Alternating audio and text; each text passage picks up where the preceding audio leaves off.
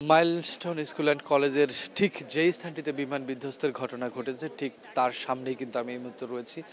এই যে milestone school and কলেজের সেক্টর 2 ভবন, হায়দার আলী ভবন, সেই ভবনের দোতলা ভবনের নিচতলায় মূলত বিমানটি বিধ্বস্ত হয় এবং আপনারা দেখতে পাচ্ছেন ঠিক এই এই স্থানটিতে বিমানটি বিধ্বস্ত হয়ে আছড়ে পড়ে খুব দ্রুত খুব স্পিডে কিন্তু শ্রেণীকক্ষের ভিতরে ঢুকে যায়, যা আপনারা দেখতে পাচ্ছেন যে সামনের যেই দেয়াল ছিল সেই দেয়াল এফোর ওফোর হয়ে কিন্তু বিমানটি ভিতরে গিয়ে কিছুক্ষণ পর বিমানের যে ফুয়েল ট্যাঙ্ক সেটি লিকেজ হয়ে যে জেট ফুয়েল সেটিতে আগুন ধরে বিস্ফোরণের ঘটনা ঘটে এবং বিস্ফোরণের ঘটনার ফলে এই যে বিল্ডিংয়ের যে চিত্র সেটা দেখে কিন্তু এটার ভয়াবহতা আমরা দেখতে পাচ্ছি যে পুরো বিল্ডিংয়ের যেই স্থানটিতে বিমান বিধ্বস্ত হয়েছে সেই স্থান থেকে শুরু করে আশেপাশের যেই ক্লাসরুমগুলো রয়েছে সেই ক্লাসরুমের যেই দেয়ালগুলো সেগুলো কিন্তু ধসে পড়েছে। ভিতরে যেই দোতলার সেই দোতলার ছাদটিও ধসে পড়েছে এবং এই ক্লাসরুম এবং আশেপাশে যেই ক্লাসরুমগুলো ছিল এবং উপরে যেই ক্লাসরুমগুলো ছিল সব জায়গায় কিন্তু আগুন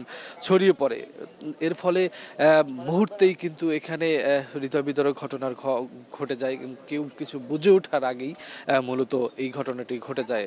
কেউ আসলে কি বের হতে পারেনি তখন, কেননা এই ভবনটির থেকে বের হওয়ার যেই পথ সেই পথের সামনেই মূলত বিমানটি আছড়ে পড়ে এবং সেখানে আগুনের ঘটনা ঘটে। তাই পুরো ভবনটির যারা শিক্ষার্থীরা এবং শিক্ষক ছিলেন তারা কিন্তু সকলেই আটকে যান ভিতরে এবং এই ভবনের সামনে কয়েক শিশুদের, যেহেতু ভবনটি ছিল ক্লাস 3 থেকে ক্লাস 8 পর্যন্ত এখানে পাঠদান চলছিল 16টি কক্ষে, সেই ভবনের কোমলমতি শিশুরা তারা কিন্তু এই ভবনের সামনে যে অংশটু সেই অংশতে কিন্তু অনেক খেলাধুলার জায়গা রয়েছে, সেখানে অভিভাবকরাও তারা অপেক্ষা করছিলেন ছুটি হওয়ার কিছুক্ষণ আগেই মূলত এই ঘটনাটি ঘটে।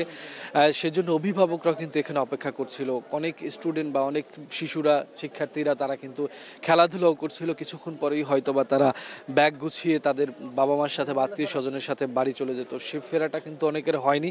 অনেকে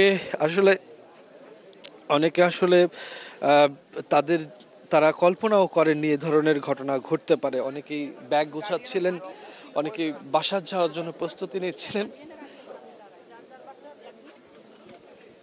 অনেক অনেক অভিভাবক এখানে অপেক্ষা করছিলেন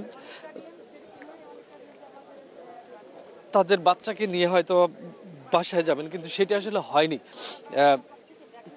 মুহূর্তে এই ঘটনা ঘটার পরে তারাও অনেকেই নিহতের হয়েছেন, অনেকে আহত হয়েছেন।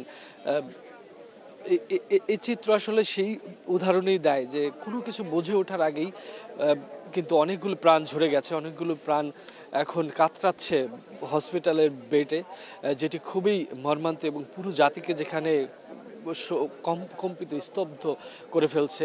সেখানে যারা অভিভাবক রয়েছেন তাদের মনের অবস্থা কিন্তু বোঝাই যাচ্ছে। তো সব মিলিয়ে এখন এখানে বিমান বাহিনী যারা রয়েছেন তারা সুরতহাল সংগ্রহ করছেন অবশিষ্ট তদন্তের জন্য। আমরা রয়েছি সেখানে, পরবর্তী সময় আরও আপডেট জানানোর চেষ্টা করবো। সব মিলেই ছিল এই মুহূর্তে আমার কাছে।